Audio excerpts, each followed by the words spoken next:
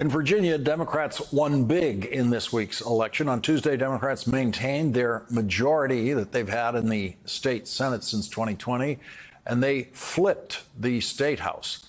With Tuesday's wins, Delegate Dawn Scott, Virginia House Democratic leader, could become Virginia's first black Speaker of the House.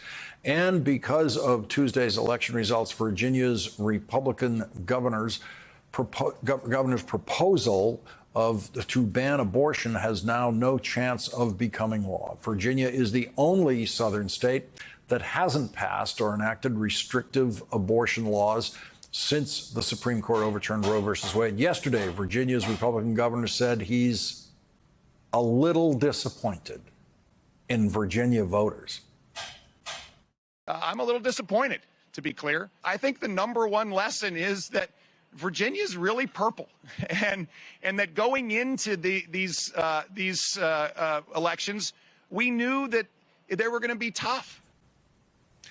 Joining our discussion now is Delegate Charnel Herring, the Democratic Caucus Chair of the Virginia House of Delegates and former Chair of the Democratic Party of Virginia. Thank you very much for joining us tonight. Sounds like the governor is a little disappointed in Virginia voters. It's interesting, isn't it? And Lawrence, thank you so much for having me. I think he's disappointed for his own agenda, quite frankly. Virginia voters sent him a message, sent the nation a message, actually, is that when it comes to women's reproductive health care and our privacy, we're not going to allow politicians to come in with an extreme agenda. That's a fact. And Virginia voters made their voices loud and clear, and we are going to continue to protect access to abortion in Virginia. Was that the issue?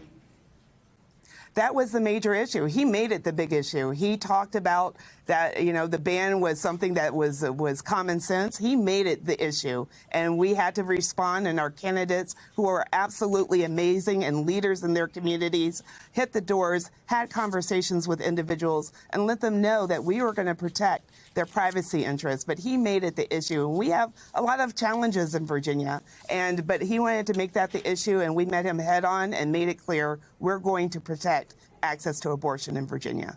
What will be the Democratic legislative agenda now in the state of Virginia? Well, it's what it always is making sure that we have a secure economy, making sure our economy is strong and works for everybody, protecting our public schools and our public education. Our teachers have been come under attack by this administration. Even some of our universities have come under attack by this administration. So that's a priority that has always been our priority, is to make sure that our public schools are strong and our children are doing well. And we will continue to fight for that. Do you see a lesson in this election in Virginia for President Biden as he goes into re-election and the Democrats nationally?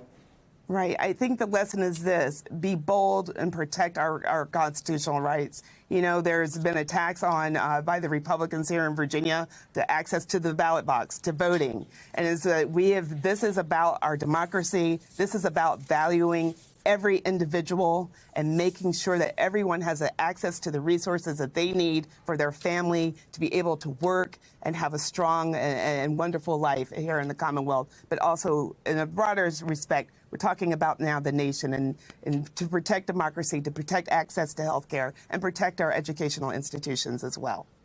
Charnel Herring, congratulations on your election, and thank you very much for joining our discussion tonight. Thanks for having me. Appreciate it, Lawrence. Thank you.